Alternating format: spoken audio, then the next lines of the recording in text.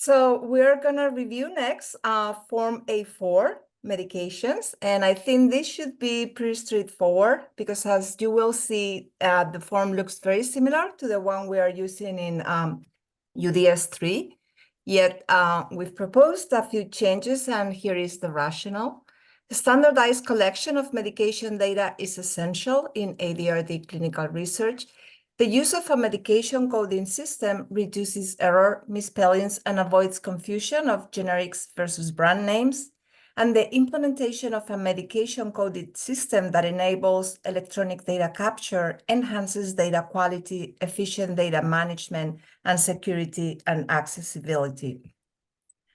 This is a brief summary of the feedback we received from all of you to the proposed changes. Most centers were in favor of transitioning to electronic data capture of medications, yet a few wonder if both EDC and a paper form can be available, since a paper form will still be needed for in-person visits where EDC may not be immediately feasible.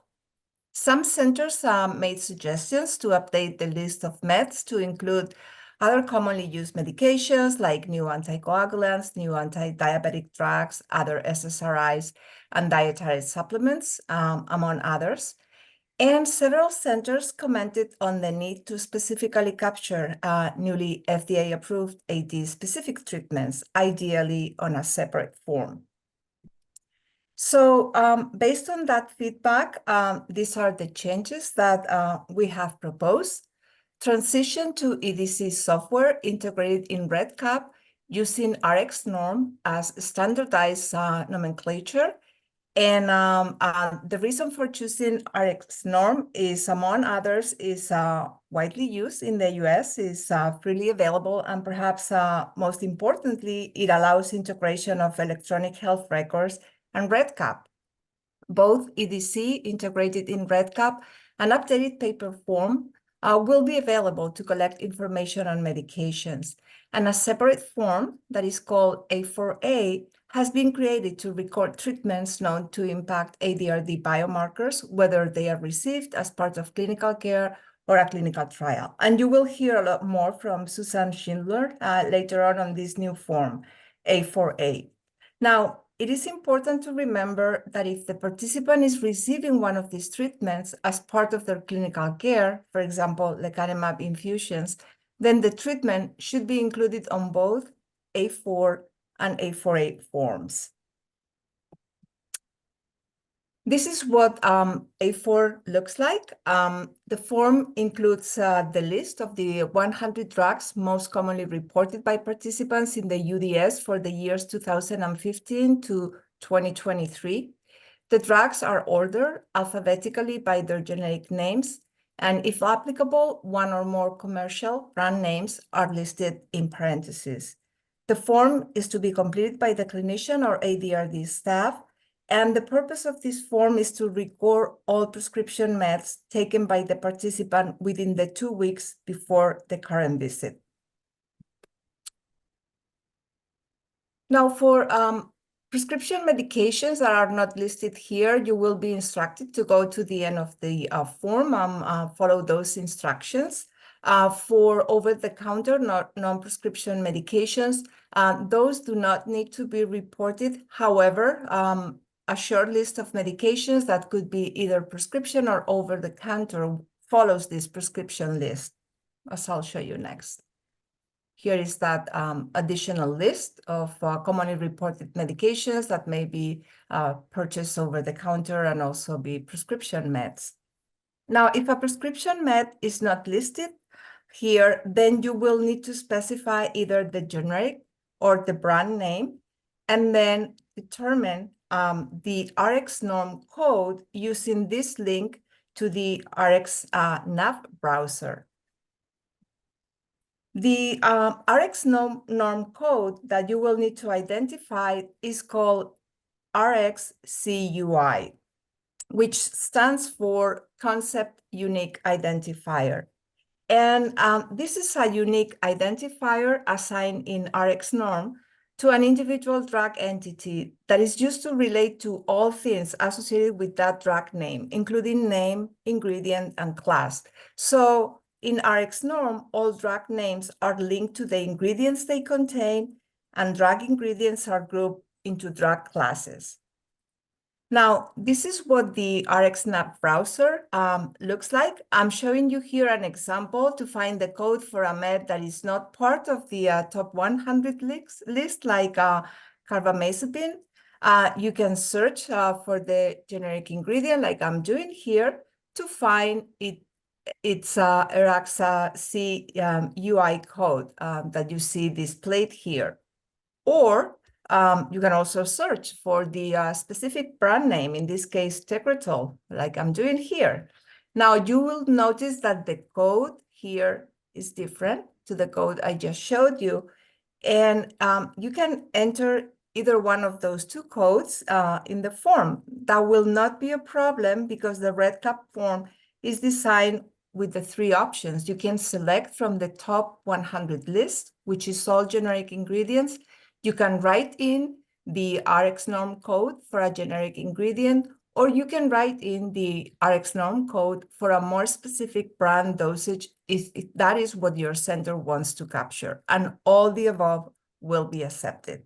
So hopefully this is easy and not too burdensome. Thank you so much. And special thanks to Liana and Jeff for helping, and the NACC team.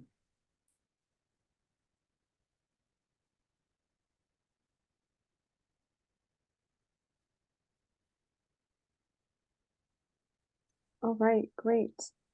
We did have one question answered by Catherine already in the chat that I think is going to be a good one to voice here. Currently, medications are not stored and need to be newly input at every visit. Is there a way to keep this list for the next visit and change as needed?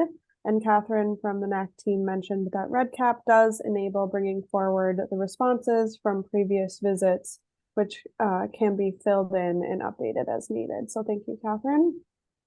Thank you, Catherine. Yes, that will save time. Let's see. And then also, someone named Shelley Ferguson asks, so are we only able to include the over-the-counter meds if a doctor told the participant they should be taking it?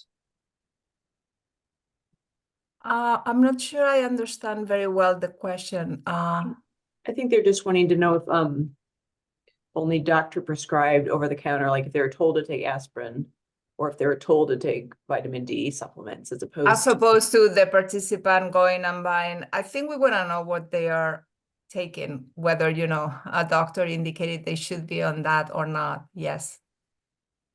Thank you for that question.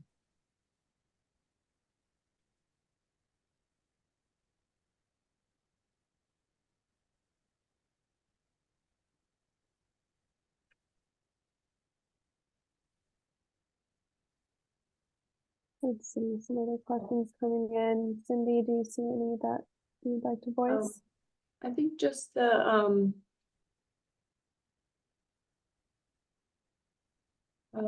there we do not yet have REDCap EHR integration for medications. That would be nice. We're thrilled to use this new tool, but again, we don't have it imported automatically yet. But whoever's working on UDS5, we encourage you to figure that out before then. Yes.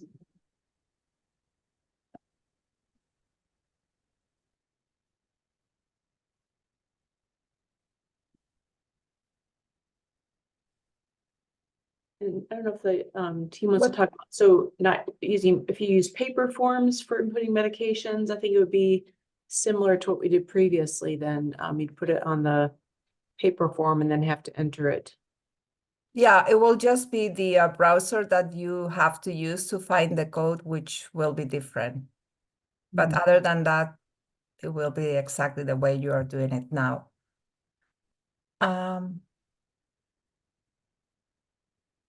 Will they be updating the 100 medications to the most prescribed one, the most frequently used, right, by this population?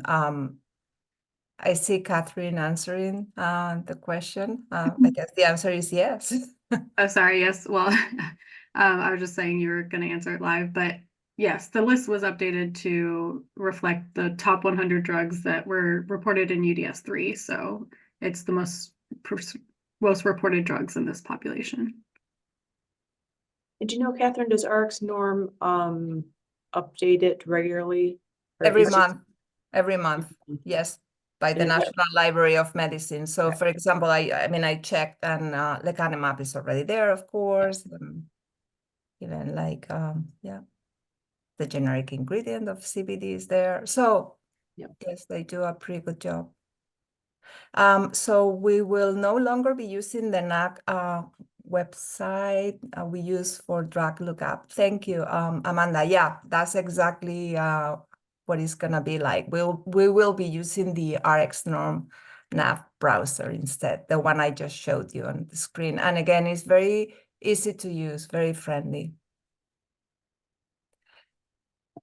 There is a question, Shelley, then why say over-the-counter drugs are optional? They've always been optional. They are optional also in UDS3. So we are keeping that the way it's been for many years.